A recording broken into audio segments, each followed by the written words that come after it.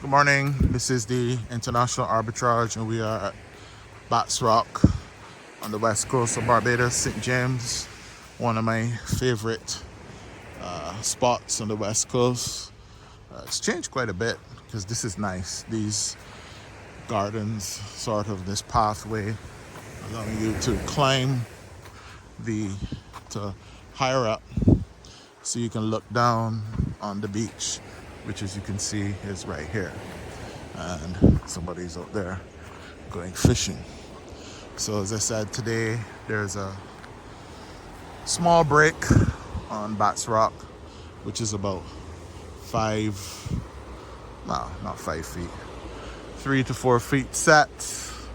Very nice, very pretty. We'll go further up next time. Bats Rock is beautiful. It has all these lovely, tall, very old mahogany trees.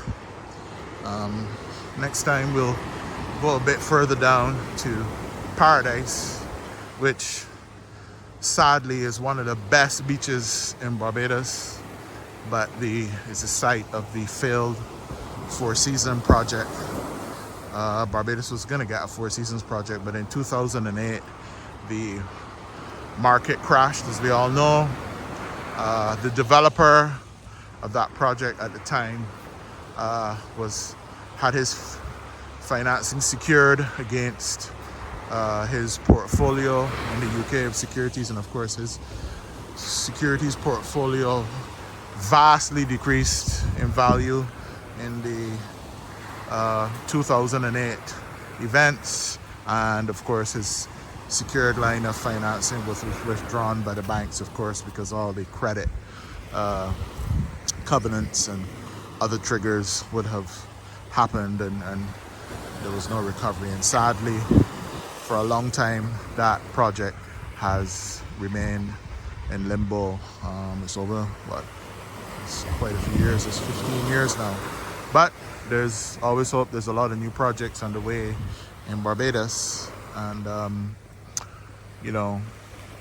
Barbados is great for luxury real estate development and international tax structuring of such, because there you go, here's a 3-foot set coming in, because basically Barbados is a 5% corporation tax rate.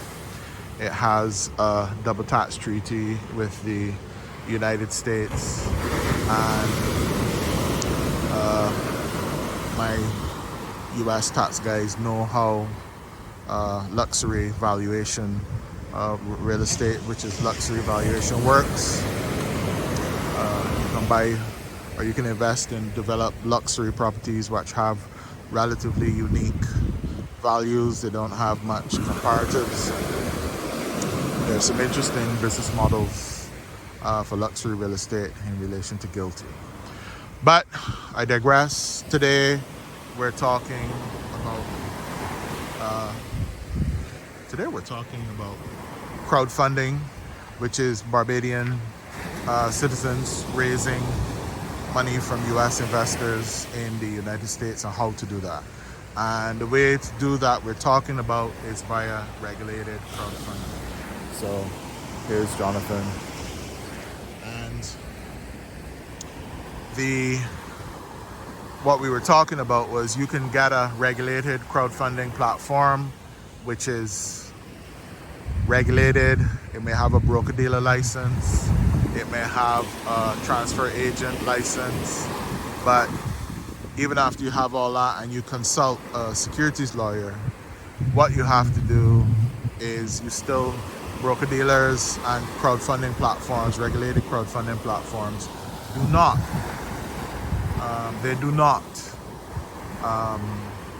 do marketing.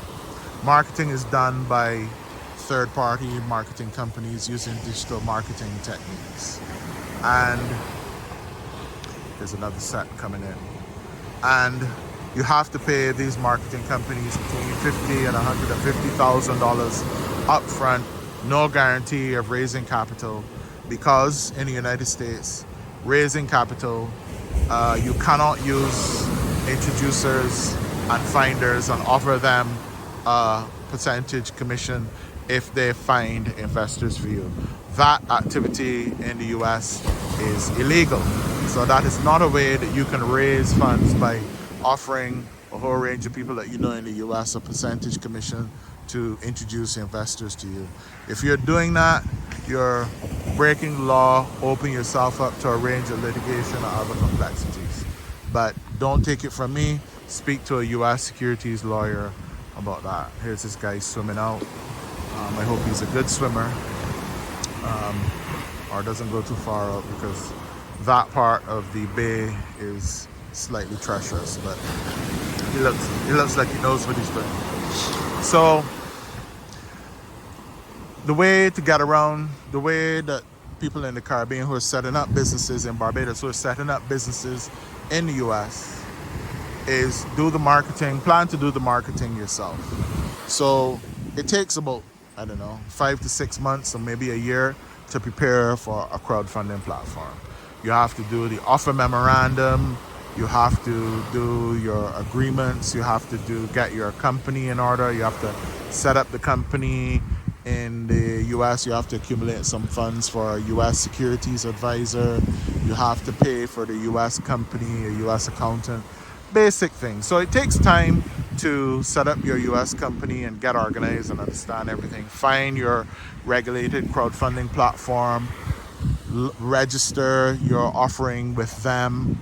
As I said, you have to get with a US securities lawyer, because if you're a non-US person going into crowdfunding in the US, or setting up a US business and crowdfunding in the US, then because you're coming from a non-US source, you're a non-US person, I strongly suggest that you consult a US securities lawyer. Because in the first instance anyway, many crowdfunding platforms will not let you register if you don't have a US social security number. So if you're not a US person, many US crowdfunding platforms won't even let you get on. But there are a number that don't require a US social security number. They're, really open for business and are doing quite well. So there are a few, so you can find them. So prepare to do the marketing yourself. And so it's going to be digital marketing. And so you can do things like, these are just some ideas. I am not a marketing expert, nor have I ever been. But there are things that you can read about and research on the internet. Learn about producing content. Learn about, because your customers are potentially investors. Customers have a lot of money. Some people say at Samson Williams that customers have more money than investors. So who are the customers for your business that you're setting up in the US? So you can produce content. You can, of course, set up your website, and then you can use social media to deploy your message and talk about your process and your story long before you actually set up on a crowdfunding platform. Now, what you're doing is you're not promoting shares or investments for sale before you register your deal on a crowdfunding platform. All you're doing is talking about yourself, talking about your business, and putting yourself out there. So one of the reason why I create these videos for my business is because I talk to lots and lots and lots of people, international people, and the difficulty for me is that, it's not so much the number of people that I talk to, but being an international guy, I speak to people all over the world at all hours. Sometimes I'm having these types of conversations, explaining things at midnight, 2 o'clock in the morning. It would be very helpful for me if I had a catalog of videos that are out there, easily accessible, free, for me to just point people to and say, hey, talk to you tomorrow or next week or the day after about what I said in that video. What do you think? And so on and so forth, rather than telling people I don't have time to talk to you. So this is the purpose of my content. I'm not selling anything. I'm not I'm not giving out my, yes, we are Mithril. Of course, I have to let people know who we are. But, the purpose of the International Arbitrage podcast is basically to just put loads of information in one place and make it easy for people to access. We live in an age where people already have lots of information, and, you might as well help educate people, put it out there. Maybe one day you'll do business together, maybe not. So there's this whole rationale. Don't take it from me. There are tons of experts, really great people on the internet who basically are very good at digital marketing, producing content, branding, all these things. You can do a lot of this yourself on the social media and all these things, telling your story, where you live, what's your country about, which part of your country do you live, why are you doing this business, who is working in this business with you, go to where your business has started, and how are you transferring your business to the States. You can do a lot of storytelling without talking about raising money, without talking about US investors or anything like that. You can give a lot of general information in the year before you actually go to do crowdfunding in the US. But I certainly know that in Barbados, $5 million US for a company, for a startup, is a fantastic amount of startup capital.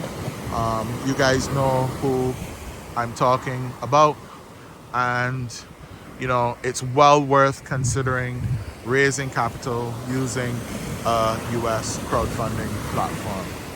So that's it for now. More on US crowdfunding platforms and raising capital as Barbados tax residents and Barbados citizens. Barbados has a double tax treaty with the USA. So if you're based in Barbados, there are many, many reasons why you should set up a company in the US and do crowdfunding in the US, set up a business in the US, and then you can basically access a vast, large market, grow it, and do many, many, many things from there. We have a lot of advantages here by being a Barbados citizen and being tax resident in Barbados. So regulated crowdfunding in the US, check it out. Tons of information on the internet about this. And if you have any questions, just hit me up in the comments. Cheers.